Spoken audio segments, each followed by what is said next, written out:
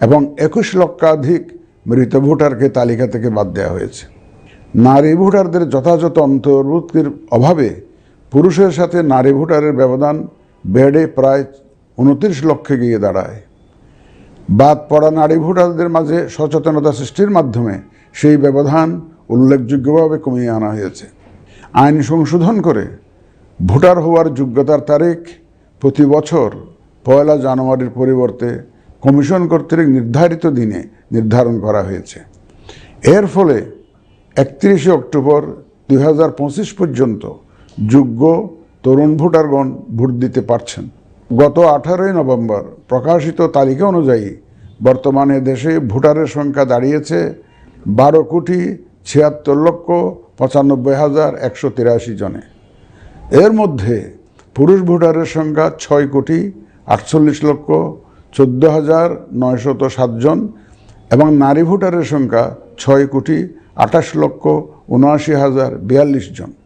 গত এক বছরে নির্বাচন কমিশনের সক্ষমতা বৃদ্ধির পাশাপাশি সংশ্লিষ্ট সকলের জবাবদিহিতা বাড়াতে আমরা বহুবিধ আইনি ও কাঠামোগত সংস্কার সম্পন্ন করেছি।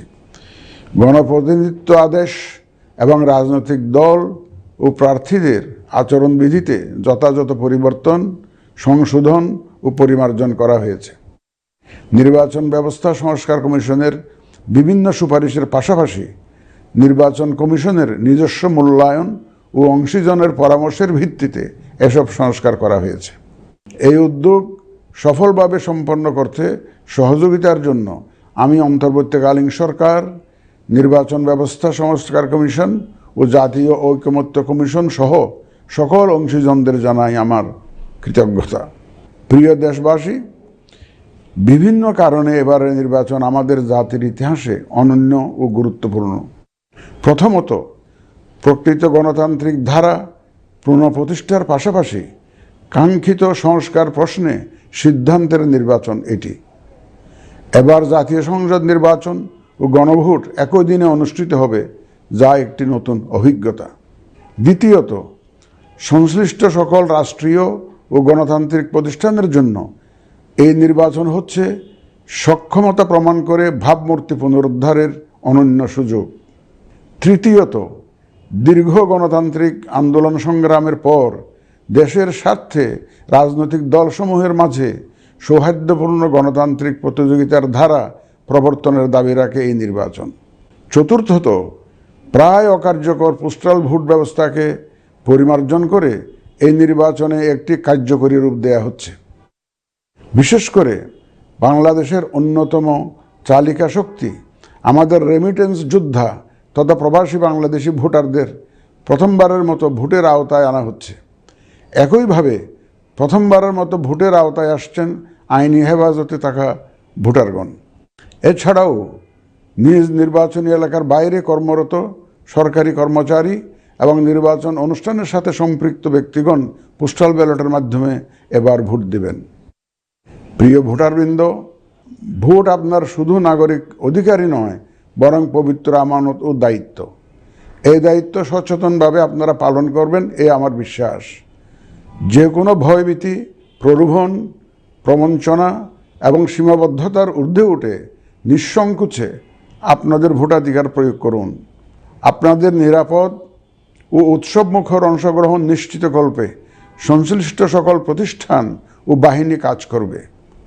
ধর্ম, গোত্র, গোষ্ঠী, লিঙ্গ নির্বিশেষে সকলে এই আনন্দ আয়োজনে অংশগ্রহণ করুন। পরিবারের প্রতিবন্ধী, বয়স্ক ও সন্তান সম্ভবা মা সহ সকলকে নিয়ে ভোট দিতে আসুন। আমি আশা করি আপনাদের স্বতঃস্ফূর্ত অংশগ্রহণের মাধ্যমে ভোটের অনুষ্ঠান উৎসবে রূপ নেবে। প্রবাসে বসবাসরত প্রিয় ভোটারগণ, প্রবাস থেকে ভোটদানের জন্য নিবন্ধন কার্যক্রম গত 18 নভেম্বর থেকে চলমান আছে। আগামী 25 ডিসেম্বর পর্যন্ত পোস্টাল ভোট বিডি অ্যাপের মাধ্যমে পৃথিবীর যে কোনো স্থান থেকে ভোটদানের জন্য আপনারা নিবন্ধন করতে পারবেন। আপনারা এই সুযোগ গ্রহণ করে ভোটে অংশ নিন, দেশ গঠনে আপনাদের অধিকার বুঝে নিন। প্রবাসী ভোটারগণ ছাড়াও দেশের ভিতরের 3 ধরনের ভোটার পোস্টাল ব্যালটে ভোট দিতে পারবেন, যা ইতিমধ্যে উল্লেখ করেছি। প্রবাসী ভোটারগণের পাশাপাশি এই 3 ধরনের ভোটারগণ আগামীকাল থেকে শুরু করে আগামী 25শে ডিসেম্বর 2025 পর্যন্ত পোস্টাল ভোট বিডি অ্যাপের মাধ্যমে এবং নির্ধারিত পদ্ধতিতে পোস্টাল ভোটের জন্য নিবন্ধন করতে পারবেন। ব্যক্তি ভোটার ও প্রতিষ্ঠানসমূহের প্রতি আমার আহ্বান, আসুন আমরা আমাদের ভোটাধিকার নিশ্চিত করি এবং ভোটে অংশ নেই। প্রিয় দেশবাসী, বর্তমান সময়ে সামাজিক যোগাযোগ মাধ্যমে বিভিন্ন বিভ্রান্তিমূলক তথ্য ছড়ানো হয়ে থাকে।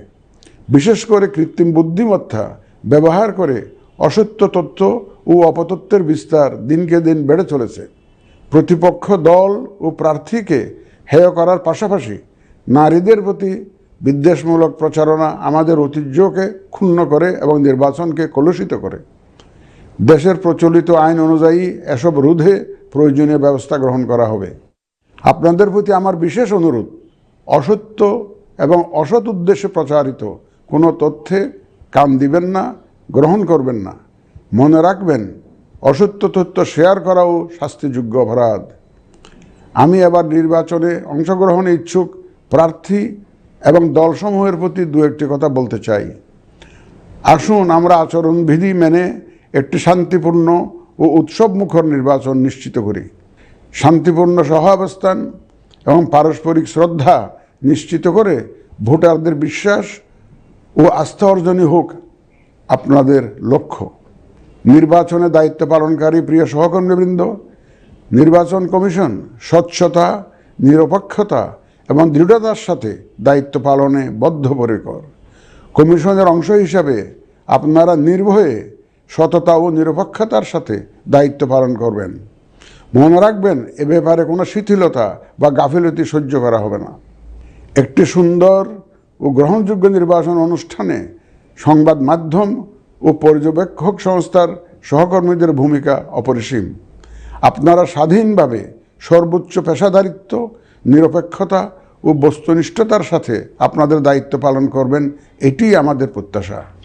প্রিয় দেশবাসী, আমি এ পর্যায়ে নির্বাচনী তফসিল তথা নির্বাচন সংক্রান্ত সময়সূচি ঘোষণা করছি। আগামী 2026 সালের ফেব্রুয়ারি মাসের 12 তারিখ রোজ বৃহস্পতিবার 300 আসনে ত্রয়োদশ জাতীয় সংসদ সাধারণ নির্বাচন এবং একই সাথে জুলাই জাতীয় সনদ সংবিধান সংস্কার বাস্তবায়ন আদেশ 2025-এর উপর গণভোট অনুষ্ঠিত হবে। ত্রয়োদশ জাতীয় সংসদ নির্বাচনের জন্য মনোনয়নপত্র দাখিলের শেষ তারিখ আগামী 29শে ডিসেম্বর 2025 রোজ সোমবার। মনোনয়নপত্র বাছাই হবে আগামী 30শে ডিসেম্বর 2025 রোজ মঙ্গলবার হতে 4 জানুয়ারি 2026 রোজ রবিবার পর্যন্ত। রিটার্নিং অফিসারের আদেশের বিরুদ্ধে কমিশনে আপিল দায়েরের শেষ তারিখ 11 জানুয়ারি 2026 রোজ রবিবার। কমিশনে দায়েরকৃত আপিল নিষ্পত্তির তারিখ 12 জানুয়ারি 2026 রোজ সোমবার থেকে 18 জানুয়ারি 2026 রোজ রবিবার পর্যন্ত। প্রার্থিতা প্রত্যাহারের শেষ তারিখ 20 জানুয়ারি 2026 রোজ মঙ্গলবার। রিটার্নিং অফিসার কর্তৃক চূড়ান্ত প্রার্থী তালিকা প্রকাশ ও প্রতীক বরাদ্দ 21 জানুয়ারি 2026 তারিখ রোজ বুধবার। নির্বাচনী প্রচারণা চলবে 22 জানুয়ারি 2026 রোজ বৃহস্পতিবার হতে ভোট গ্রহণ শুরুর 48 ঘন্টা আগ পর্যন্ত তথা আগামী 10 ফেব্রুয়ারি 2026 রোজ মঙ্গলবার সকাল 7:30 পর্যন্ত। ভোট গ্রহণ হবে 2026 সালের ফেব্রুয়ারি মাসের 12 তারিখ রোজ বৃহস্পতিবার। নির্বাচন প্রক্রিয়ায় সকল রাজনৈতিক দল ও প্রতিদ্বন্দ্বী প্রার্থী সহ ভোটারদের আন্তরিক অংশগ্রহণ ও সক্রিয় সহযোগিতা কামনা করছি। সকলের প্রতি আমার আহ্বান, আসন্ন ত্রয়োদশ জাতীয় সংসদ নির্বাচন ও গণভোট সফল করে আমাদের গণতান্ত্রিক অগ্রযাত্রায় ঐতিহাসিক ভূমিকা রাখুন। মহান আল্লাহ আমাদের সহায় হন।